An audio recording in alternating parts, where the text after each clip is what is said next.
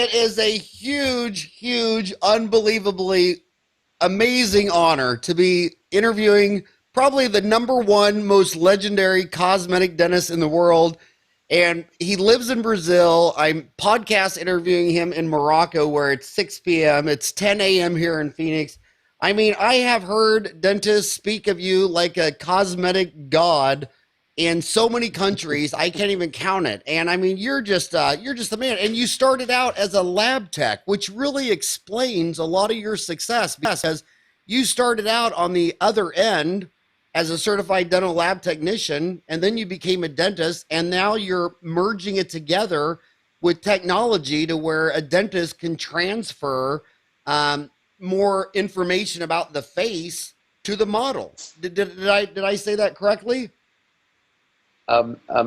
Amazingly well. You were able to summarize the whole thing in few words. Yes, I'm a dentist, but I consider myself a dental technician still, even though I went to dental school. I never worked as a conventional clinician. I was always involved with the prosthetic part of the work.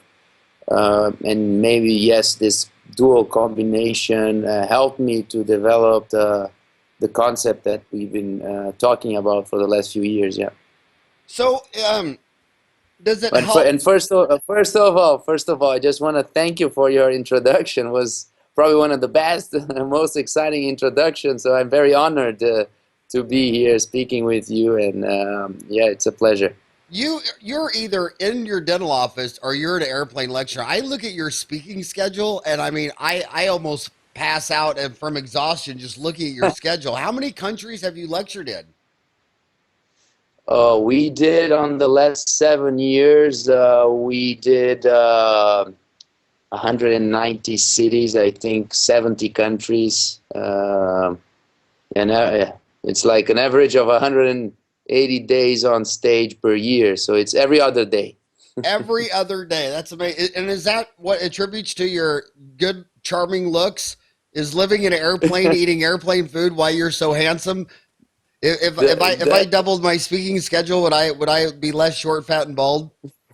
Hey, so I think we should start with you're talking about 7,000 dentists, probably 80% of them are probably U.S. But explain to them the digital smile design concept. Explain to them, they want to hear it from you. How would you explain this? Okay. I will try to explain in a few words. Digital smile design, DSD concept, is a concept that I started to work on 9 years ago. Basically, it was something that I was doing for myself to technically help me become a better technician and deliver work that would require less adjustments in the mouth by the dentist. That was my main goal. I can summarize DSD with 4 main goals. We want, through this concept, become better smile designers, or that means integrate smiles with faces in a better way, with less struggling less inside the mouth, saving time inside the mouth, or that means planning better outside the mouth to design things better on the lab. So when it goes to the mouth, it's aesthetically already in harmony with the face. That's the first goal.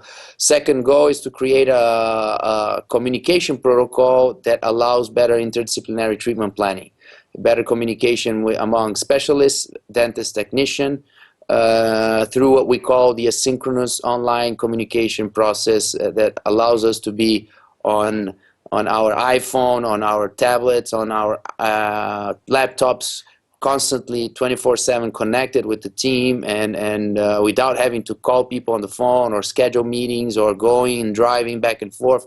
We can be connected and treatment plan our cases beautifully through this communication protocol. The third goal is what we call the emotional dentistry approach. It's to help dentists to improve their skills with communication with the patient. So how to improve the perceived value of the treatment, how to make patients understand how special the dental treatment can be, increase the emotional link between the patient and the product that we are trying to sell. the dental treatment, and give value to the smile transformation, how important a confident smile can be to improve your lifestyle, your quality of living, and your health, your profession. Everything can be improved by a confident smile.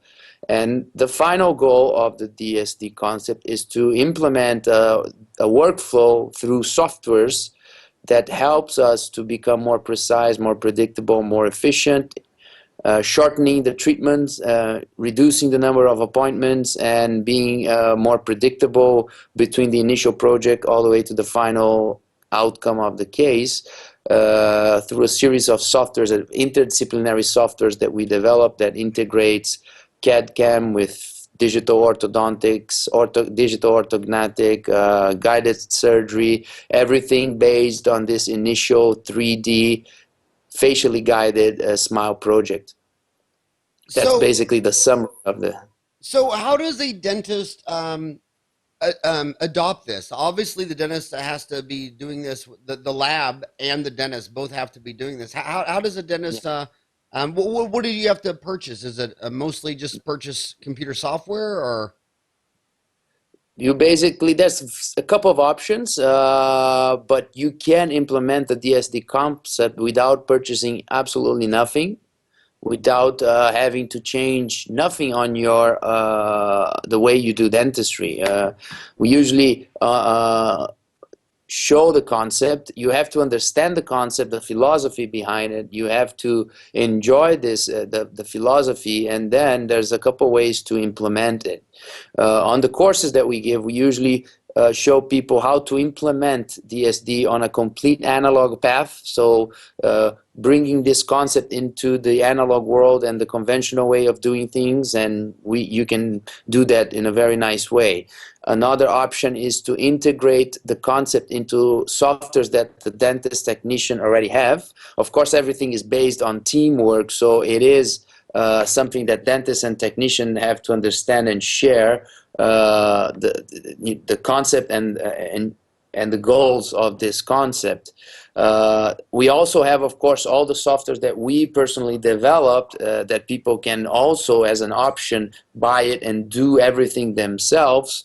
Or they can use existing softwares like, let's say, Ceramic or Invisalign or Nobel Clinician. These softwares that are out there can be used, and you can link the concept inside these existing softwares. And finally, very recently, since we realized that dentists really, even the ones that really loved the concept, they were struggling with implementing, going back Monday after the course to their clinics and saying, I want to do this. I really see the impact of this, and they were struggling with the learning curve and implementation, training their staff and all this. So we started an online service that we call the virtual lab, where the dentist and the technician as a team, they can outsource all the pieces that they don't want to do themselves. So there's plenty of options on how to implement DSD if you think the concept will help you. Yeah.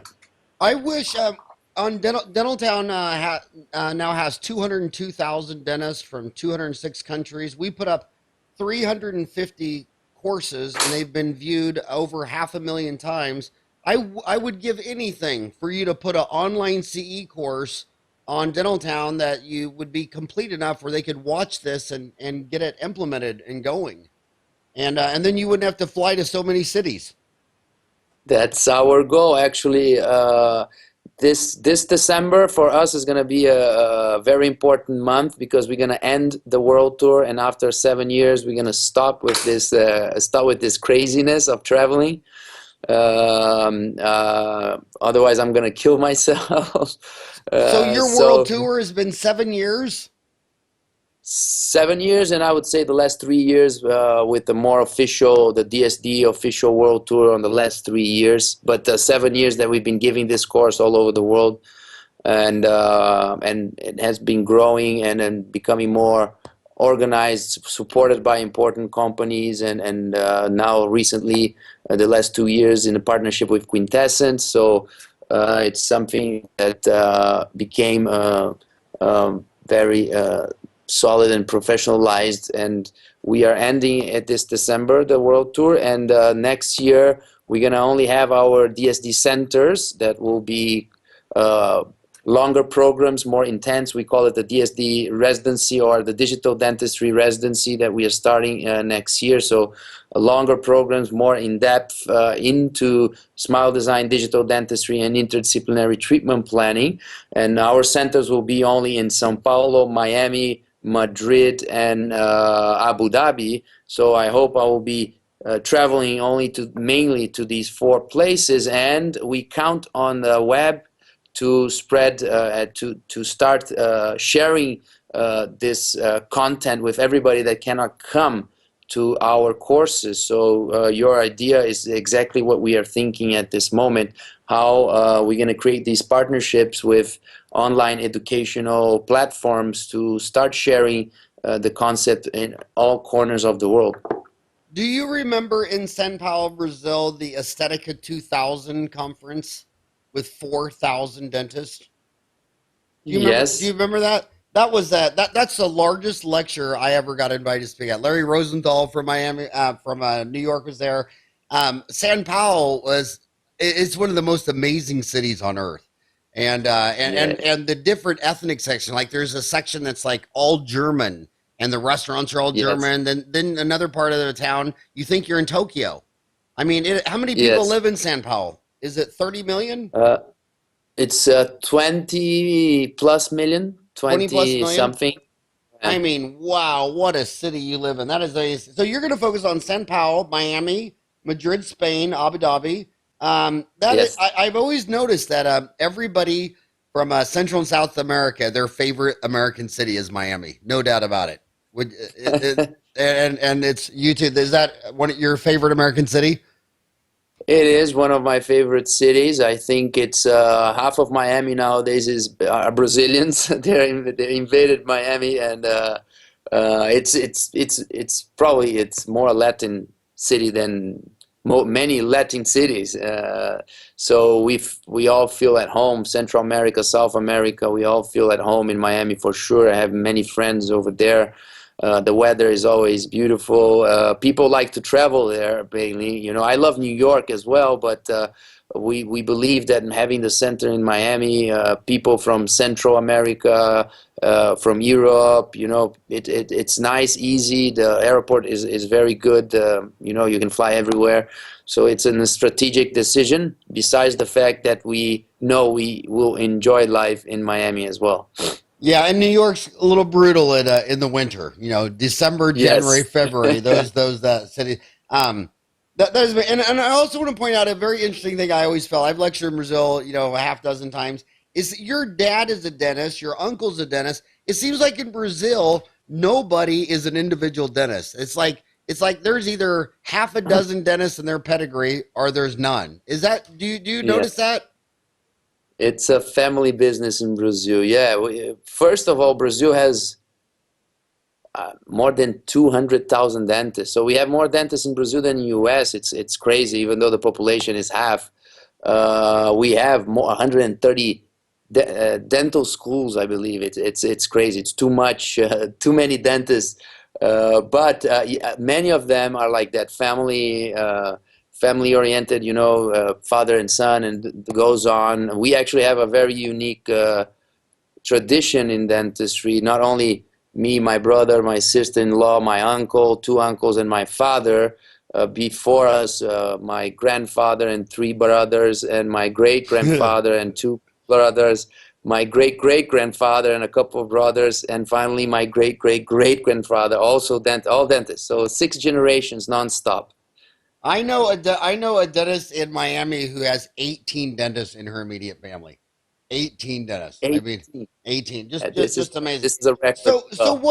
So what are you doing? You said you're professionalizing. You're working with some companies. What companies are really getting behind your program and your technologies?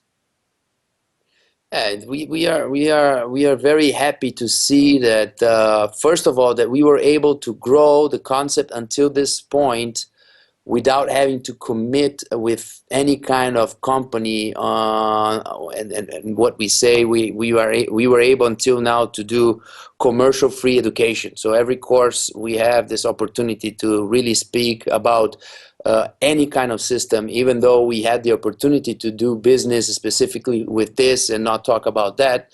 We prefer to stay open and talk about everything. And I think that generated very nice credibility, and people can feel that honest message on stage.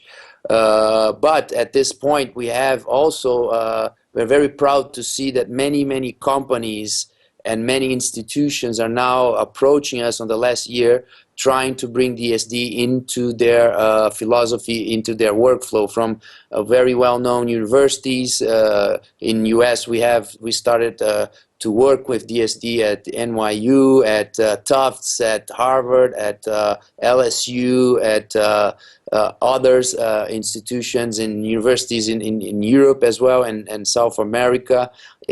Teaching centers, like I'm lecturing with John Coy, is an amazing honor. So he wants to know a little bit more about DSD, and Peter Dawson Institute as well. Now companies like Nobel, Invisalign, they all want to somehow incorporate DSD to their workflow. So for us, it's just amazing to see that the concept is making sense to these big corporations, big associations, showing that the concept is very solid and it works. So you started out as a certified dental technician, then you became a dentist. What do you think of in your lifetime how CAD/CAM is trying to do more of the dental laboratory technician work?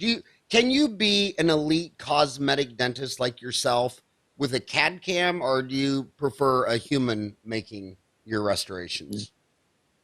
Before I answered that, I just forgot about mentioning the three main corporate partners that we have nowadays. The Seattle Study Club, that is our long-term partners, and for us gives a lot of credibility having the Seattle Study Club on board and being able to utilize DSD as part of their super strong interdisciplinary philosophy.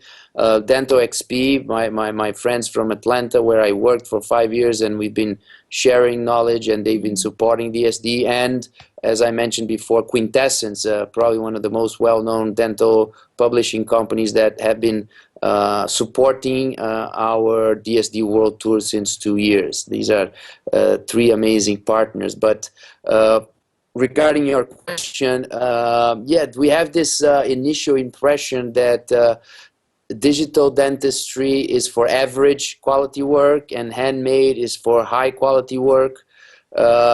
We don't agree with that, and you can see on other areas how this was a paradigm shift, even on, for example, architecture. 20 years ago, everybody was drawing everything with their own hands. Nowadays, it's all about softwares and machines, and this doesn't take the quality and the artistry of the process.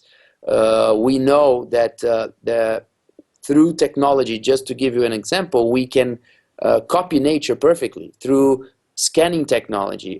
There's no reason why we should struggle that much to try to copy nature with our own hands. And I'm talking about wax ups and ceramics and indirect restorations. It doesn't make sense if we can just scan nature and have a perfect copy of nature. Why would we try to copy with our own hands if we can scan and have it perfectly in our library, in our software, and design smiles with this beautiful natural morphology and texture? Nowadays, we can scan a young person with beautiful dentition and rehabilitate the father with the same morphology and the genetic information that you're getting from the son. So things like this are possible nowadays through technology. And every time you have to finish things with your hands, you're increasing the risk of bringing mistakes and having to rely on a lot of training to be able to do with your own hands. So the basic, what we always say is that digital dentistry will make good dentists and good technicians become even better. digital dentistry will not save the ones that are still doing bad dentistry. So it's not the solution for everything. It's just an amazing tool to make the good ones become even better. And are you my whole goal back in 1998 when I saw the internet come out is to try to hook them up so that no dentist would ever have to practice solo again. So I'm always trying to guess what my dentists are asking or thinking as they're listening to these podcasts. They're probably thinking, Sirona just merged with Dentsply. That's one of now the largest dental companies in the world. They have a Cerac. Plan Mecca out of Helsinki, Finland, bought the E4D out of Dallas, Texas. Now there's a Koreans is selling a model. Is CAD-CAM, or is there one of those? Do you like more than the others? Or are they all pretty much the same technology? What is your thoughts there? We have nowadays several CAD/CAM systems that are really, amazing. They all evolved, improved, beautiful scanners, great softwares, and great milling machines. Milling machines are nowadays able to mill and capture all the details of nature. So this kind of technology is definitely a reality. I see very small difference between the systems. Most of them are very good. They all work very well. It's just it's like implants, they all work. It's just a matter of you going through the process of the learning curve of that specific system. What we see is that the systems they had a couple of problems of challenges that they were not focusing. And corporations, they didn't have this vision about the reality of the dentist, and they were making more and more sophisticated equipments and not thinking about simple issues that the dentist was facing. So what we see is that a lot of the technology that is bought by dentists is underutilized because of this implementation problem. Another problem is the fact that most of the CAD/CAMs were not developed to be facial analyzer softwares, and were not developed to be diagnostic or design softwares. They were developed to make final restorations, and that's a waste of technology. We can use this beautiful technology to actually start the process of analyzing the patient's face, integrating face with teeth and lips and gum, and understanding better the 3D position of the teeth and the gum according to that face. And then utilize the 3D softwares to actually do digital wax up. The starting point of every dental treatment, every restorative dental treatment can be done nowadays on 3D technology. That's why a couple of years ago we've been talking to companies, and the bigger they get, the slower they get, the more bureaucratic and tougher they get to implement new ideas. They have their own strategy. They're making a lot of money. They don't want to change things just because a couple of crazy guys are saying this or that. So at one point we kind of gave up on trying to change these systems, and we started to develop our own line of softwares that nowadays I can say is the only system that is interdisciplinarily. That means one software is orthodontic, ortho, CAD/CAM, restorative, design, face, and guided surgery in one platform.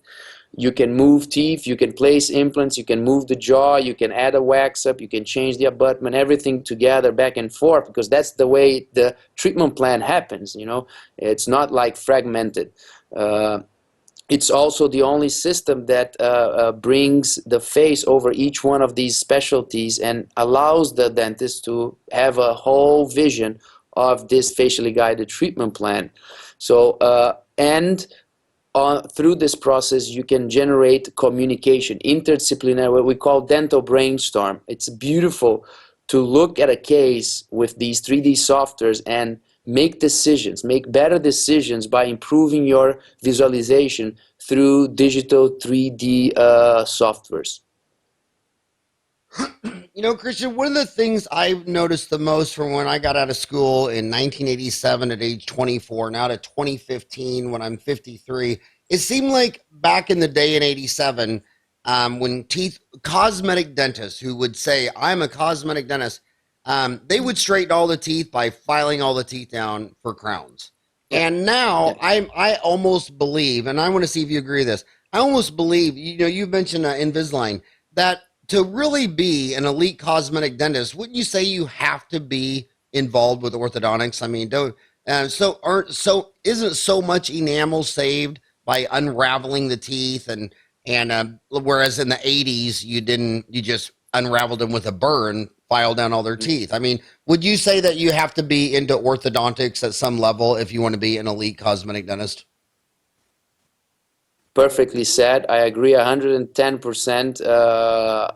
It's there's no restorative dentistry without ortho. Even though I'm not an orthodontist, I would say that half of the DSD course we're talking about orthodontics, and suddenly it became almost like an ortho course, and we are talking about minimally invasive dentistry. We're talking about ideal design, and you have to talk about the integration between restorative and orthodontics, something that for many, many years was like two different worlds and very tough communication, very difficult communication. So this was one of the strongest links from the beginning on the DSD communication protocol, how restorative dentists can create visual images to communicate better with orthodontists and to guide the movement of the teeth from a restorative perspective, and how orthodontists can explain orthodontics to their patients through visual communication to increase case acceptance of orthodontics.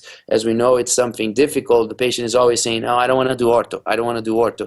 So we started to work a lot on how to help the orthodontists engage their patients and explain and educate the patient about the advantages of doing a ortho procedure pre-restorative and improving the final outcome, saving a lot of structure, being more conservative through this process. So I agree completely, and that's why I mentioned about the software. Our restorative software is also an ortho software, so it has to be one thing.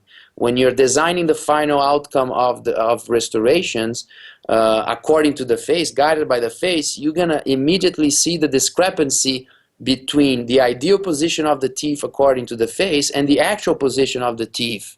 And this discrepancy usually can be better fixed by moving the teeth and then restoring the teeth instead of just aggressively prepping or harming the final design by a wrong tooth position. One of the first things I learned in cosmetic dentistry back in, I think, 84 was that this one of my teachers at University of Missouri, Kansas City, told me he could tell how old a person was on TV by where his how much teeth. He said if it was a man, he was showing 2-3 millimeters of teeth. He was in his 20s, 30s. He said by the time they showed no teeth, they were 50, and by the time they were 80, you only showed lower teeth and you could see lower gum tissue. So my question is, if gravity is pulling the whole face down, gravity's pulling all your skin and face down while you're wearing and erosion and abrading the teeth shorter. So how do you account for lengthening the teeth? And then the other big question of that is how would that affect occlusion? How do you piece all that together? We can reduce a little bit this look by lengthening the upper teeth, but we need to follow first basic rules of proportion. So we cannot just lengthen laterally teeth because they're going to look very weird. The other problem is that when people smile, even when you get older, in certain movements, the lip will still go up. So you're going to see the relationship between the gum line and the incisal edge aggressively because it's going to look bad. On the other hand, you also have to take in consideration function, occlusion, of course, and there's also a basic rule that the more you lengthen the incisal, the more steep you create the bite, the more stress you generate on the anterior teeth. So we don't want to do that and aggressively, because we're going to either hurt the TMJ or we're going to break our restorations. So we need to follow certain occlusal principles, and one of the things that we can do is, if we want to lengthen teeth without changing the occlusion is you need to lengthen the teeth by bringing them out as well. When you bring them out and you make them longer, you can keep the same path, the same inclination, and you can, in a safe way, make teeth longer. The other option is to increase the vertical, open the bite. So then you have to restore the posteriors, but this is a very used technique. You open the bite, open space, restore the posteriors, and gives room to make the anteriors longer again. The other option is to do orthodontics as well. In my opinion, getting old and getting a little bit away from the perfect beauty is not a problem at all. This is something that the media is kind of aggressive on selling. So, Dr. Coachman, when you're an elite cosmetic dentist like yourself, where do you draw the line between using a CAD/CAM monolithic block versus saying, no, I need to go back to the human stacked feldspathic porcelain? Can you do all that you do, veneers, everything anterior on a gorgeous person with a monolithic block? Yeah, that's a very important question. That's a very good question. This is exactly what we are at the point that we are right now. The first consideration here is that even though I've been talking about digital dentistry, teaching and giving courses, and the digital smile design concept is all about digital, I have to say that I'm not a digital freak or somebody that was always digital. Actually, I'm not a digital expert, not even a digital expert. I know the minimum digital information to actually do what I have to do in my work. For me, as a technician, for 20 years, I've been stacking porcelain and I've been doing wax ups. This was my main job for 20 years. That's what I loved. I loved to do. This is how I was paying all my bills. So for me, the change, accepting these changes was not easy as well. We know that change is never comfortable. We tend to stay on our comfort zone, and everything that comes that is new, sometimes we tend to say, no, that's not so good. I'm going to keep doing what I'm doing. And I think that's the way we should think. But at a certain point, we need to be open for these changes, because this is not going to go back. This is not going to stop. You know, this wave is going to just move forward, and that's the way it is. So digital dentistry is here to stay, and we have to be open, because that's the future. We also believe that the future is monolithic restorations. So coming back to your question, monolithic restoration is definitely the future for many reasons. You remove interfaces between different materials. That is always a challenge. It creates weak spots, fractures, chipping, and it creates challenges. So we want to get rid of the interfaces. We want to work with monolithic restorations on the anterior area as well. That's definitely the future. The question is, what is the quality that we have right now? Another advantage of monolithic restorations is the predictability of the design. Since we are designing everything beautifully and precisely on the computer, we want this design to be followed precisely during the whole process. My dream as a technician was always to have an initial wax-up that is identical to the mock-up, that is identical to the provisional, that is identical to the final restoration. Identical not only in shape, but also in texture, also in vertical dimension, also in the occlusion, everything without having to suffer on each phase of the treatment like we always did on conventional prosthesis. Every time we would build the ceramics, it doesn't matter how beautiful the provisional was, you're starting from scratch and things are never identical, and you have to readjust everything again and again and again. So if we can work with monolithic dentistry restorations, we can keep that predictability on shape and function. Now, when it comes to quality, the companies are developing beautiful blocks and ingots. We have amazing feldspathic blocks. We have multicolored blocks. We have blocks with more fluorescence, blocks that have more chroma on the cervical, more translucency towards the incisal edge. And I have to tell you, if you take these high quality blocks, feldspathic beautiful blocks, multicolored blocks, and you put on the software, and then you copy perfectly nature by utilizing natural morphology and natural texture, it's very tough to beat. It's very tough to beat that combination. Already on the stage we are. So what we see is that monolithic restorations, if they're properly done, they can solve 60%, minimum 60% of our daily cases that we do in a super high-end quality level. In a level that we will not say, oh, if I would stack ceramic would be better. No, this will only improve.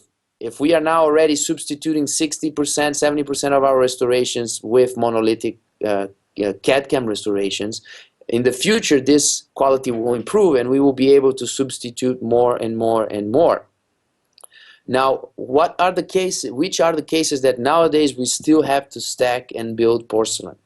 We still have to do handmade build-ups on cases where the structure has tough colors to hide, where you have difference on substrates, on colors beneath the restoration.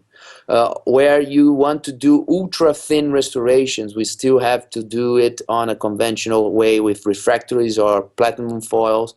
Or when we want to do partial veneers, for example, or when the preps have very weird shapes that the scanning technology still has problem creating the fit. So if we want to go ultra thin, if we have challenges on matching colors or single restorations, we still have to do the old school handmade restorations. For the rest, we already achieved a quality that we believe is very, very nice, straight from the machine, stain and glaze, if necessary, straight to the mouth.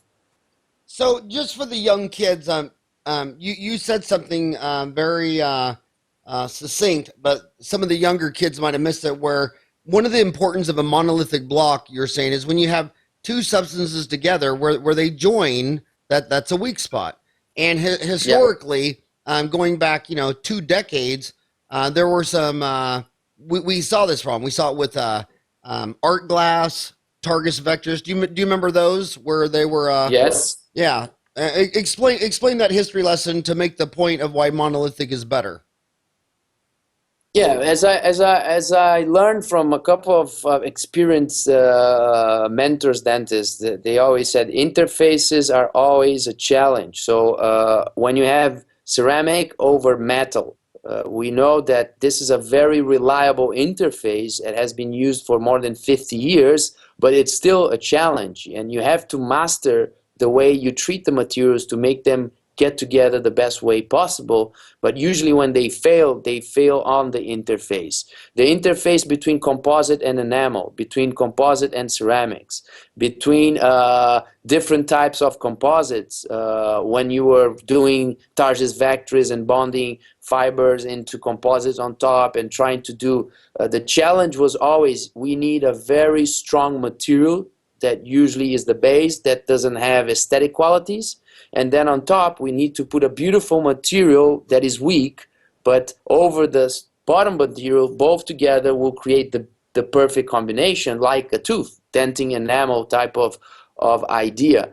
The problem is that we cannot replicate nature perfectly like you have denting enamel combination, and we see that having a solid block of material is the best way to avoid these challenges. When you build over zirconia, we know that the weak spot is between the ceramic and the zirconia. People say zirconia is super strong, but that is not the issue. The issue is that zirconia doesn't look good, so you have to layer something on top, and then you're back into the same problems you had in the past. Now, when they come up with translucent zirconias that you don't need to layer on top, that's definitely a modern solution. So as zirconia gets more beautiful and you can design bridges with this monolithic material, then I believe this is a modern solution for dentistry.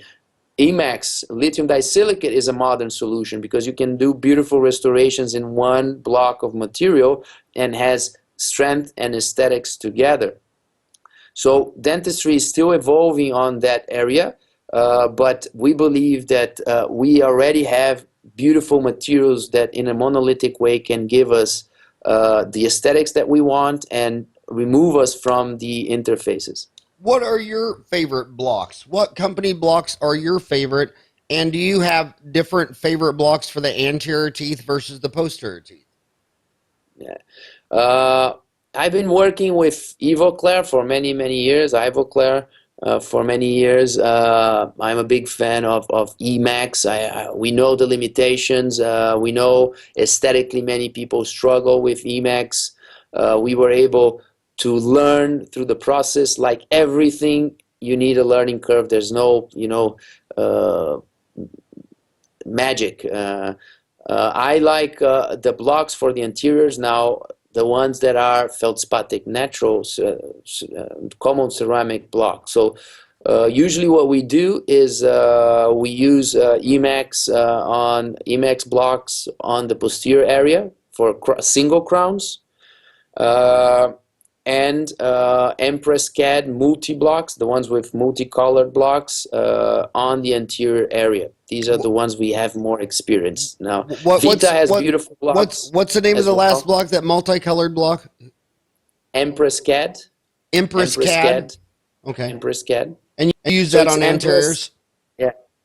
That's the one that we use the most for anteriors. And is that anterior crowns or also an anterior veneer?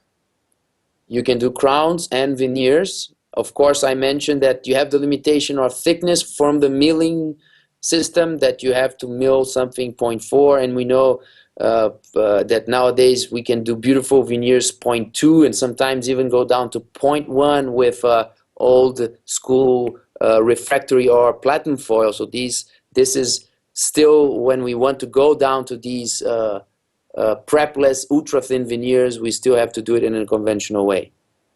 So what do you think of prepless veneers? If you did 100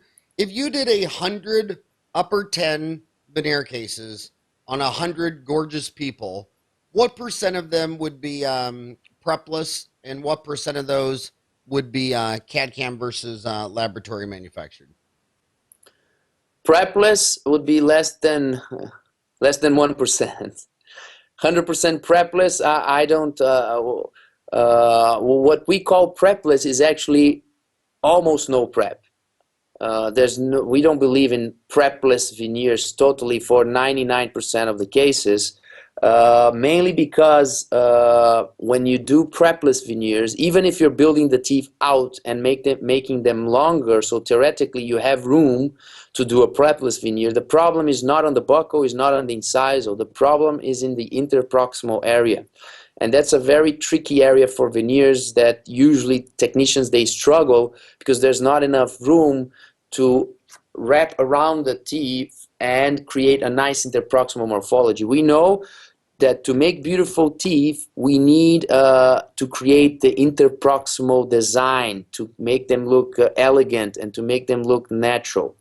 Usually when you do prepless teeth, you don't have that interproximal space. You have to go around those corners and the veneers will look chubby and square and the contact points will look too long, and you're not going to have that little neck, that little concavity that you have on beautiful natural dentition. So usually when the case is prepless, actually is almost prepless, and we do prep a little bit interproximally. Now, if you have a case that has that you can build buccally, you can build incisally, and you have diastemas all over, and you have path of insertion as well, and you don't have sharp angles, then you can do prepless. And by the way, I'm just amazed. How did you learn perfect English being born and raised in Sao Paulo-Brasil? Because you should be speaking Portuguese. How many languages do you speak?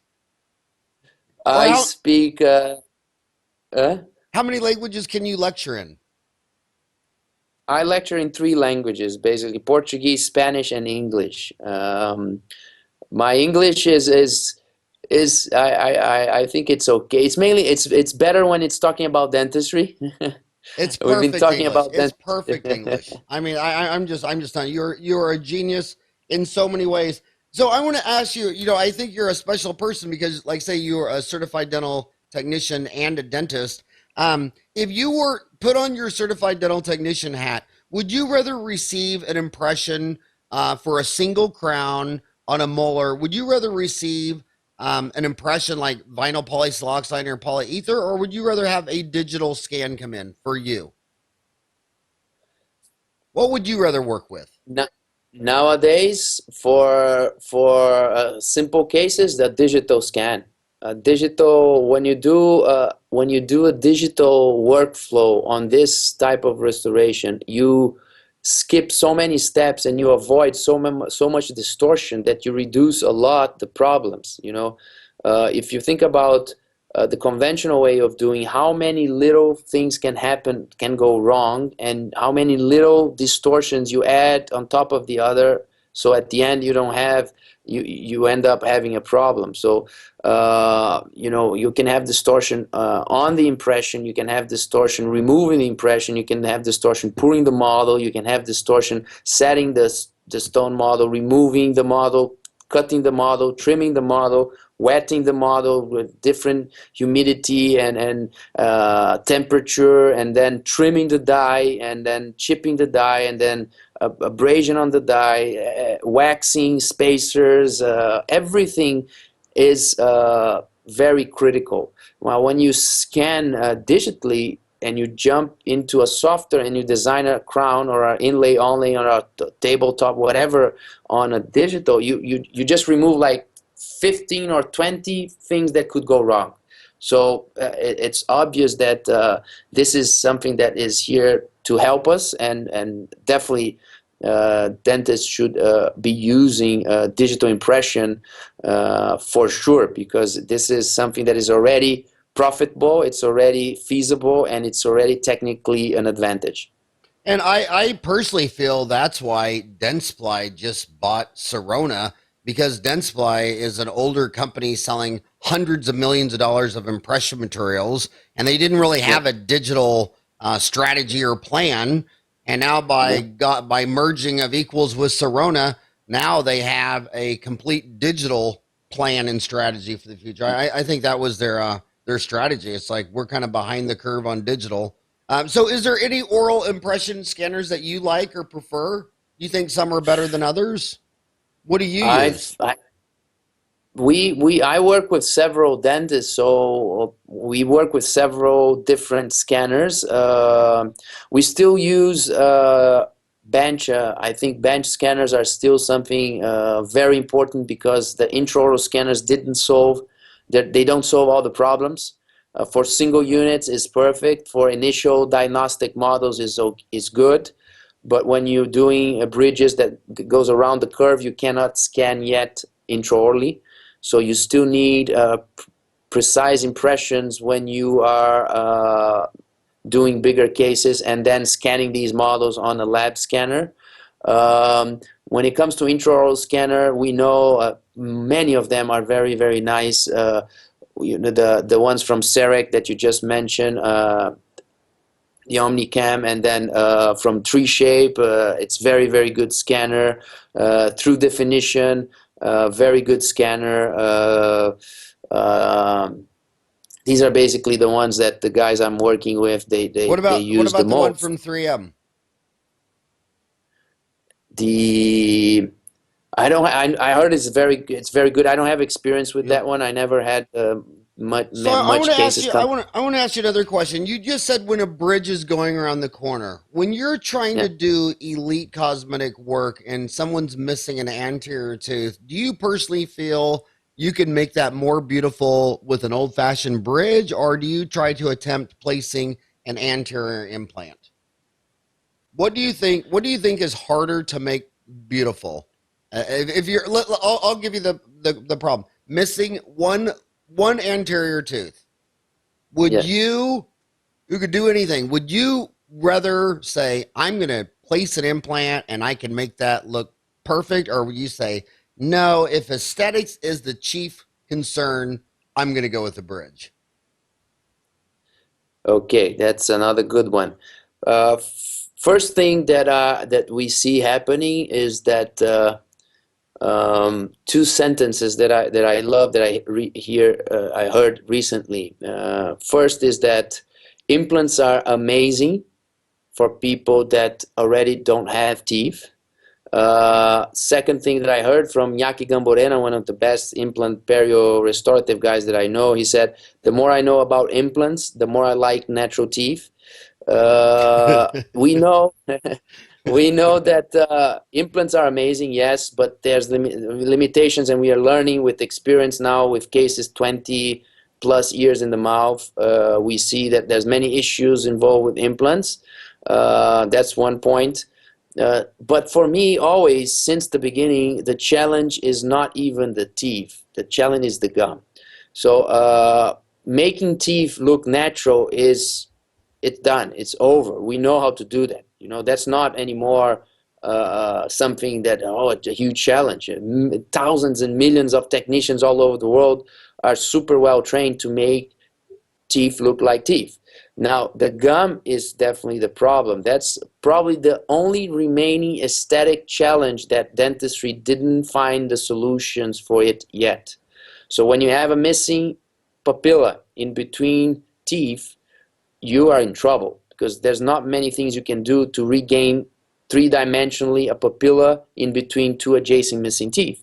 So there's when you lose this pink architecture, you are in trouble. So every time we look at a case, even if it's a single implant case, we know that if the soft tissue is an issue and the aesthetics is kind of, the pink aesthetics is creating a problem, we know that by placing implant, by doing a surgery, we will only make this problem bigger. It doesn't matter how good the surgeon is, you increase the chances of soft tissue shrinking, and the crowns restorations will look worse. So yes, not placing an implant and doing a pontic, you have a better chance of making pink look better.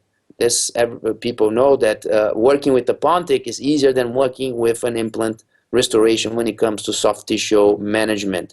So if we see that the soft tissue is tricky, I definitely prefer to improve soft tissue, graft the area, not place an implant, and place a 3-unit bridge. That's an option that is growing back. It's coming back to our table. Now, if you have a very good surgeon that knows very well how to work with these anterior cases, with all the tricks and details that you need, it's a perio artist. You know, these guys doing these anterior single implants, they are like artists on this science. So if you have one of those working with you, yes, we have amazing cases, single implants cases that we can do, but we keep that in mind, that every time you place an implant, that is that percentage of shrinkage that you're going to lose of soft tissue architecture that can generate a problem that will make the technician struggle to develop a shape that looks natural.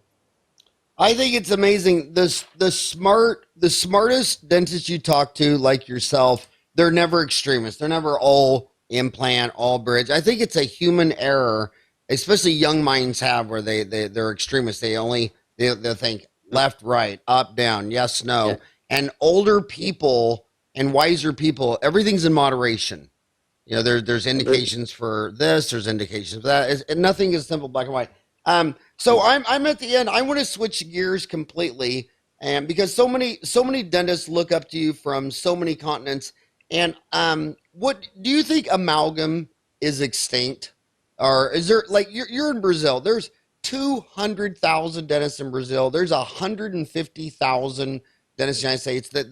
The North and South America, the Western Hemisphere, has 1 billion people. Is there a place for amalgam within those 1 billion people, or do you think it's just done? I think you know, there's no place for amalgam on for the ideal dentistry. No place for amalgam. But when you go to certain areas in Brazil, for example, everything is possible. Whatever you have that can fill a hole is a good idea, because you have to do something. And we know that the dentistry that we know, the dentistry that we are talking about, the dentistry that we see on meetings, the guys that we know, this small world of dentistry, that we think is huge is actually 3% of, maybe 3% of dentistry, 5% maybe. This is the dentistry that we know. Now there's 95% below us and in areas that don't have absolutely nothing, and we know that amalgam works, and it's a very democratic material that allows dentists to improve people's life by fixing their problems. So I'm not a specialist on this topic, but I think again, we cannot be radical, and until companies develop materials that are so cheap or cheap enough that they can go into third world countries in the middle of nowhere and help billions of people with these kind of restorations. If you give me an amalgam, I would definitely use it on these kind of people because it solves the problem. And one last macroeconomic question. Is water fluoridation popular in Sao Paulo and Rio and Brasilia, or is that not community water fluoridation where they adjust the fluoride in the water to 0.7 part per million? Do they do that in Sao Paulo? What is the name of the fund? No, community water fluoridation. Do they adjust the fluoride levels in the drinking Oh, water? Yeah. In Brazil, we have that. Yeah, we have that in Brazil. Yeah. Is it very popular? Do the people accept it, or is it controversial? It's always been there. People don't even talk about it. Everybody knows it has, and people see it as a good thing. Because in the United States, 1 out of 4 Americans are very much against it, and 3 out of 4 accept it. About 71% of the towns in the United States have it. So my last question, just for a macro historical, since you have grandfathers, dads, you have a long line of dentists. Do you see dental disease in Brazil going up from increased sugar consumption of, say, Coke or Pepsi? Or does your grandfather say, and your dad says, Kevin, there's more disease now because of diet changes and drinking sugar? Or does he say it's about the same? And where is dental decay at in Brazil now in 2015 as opposed to 50 years ago? Mm-hmm. That's a good question. I'm sure there are some science and research giving solid numbers on that, but my feeling is that yes, diet. We have a diet issue. Even Brazil, it's becoming a chubbier country, and a lot of sugar. But at the same time, I see communities that didn't have any kind of instruction, having instruction to clean. So it's a balance there. I believe that's the reason why we don't see any major increase or decrease of decays. Again, in Brazil, you have class A, and that's people definitely have much less than in the past. For example, my kids, they don't have. I had almost nothing. My dad, even though his father was a dentist, he had a lot.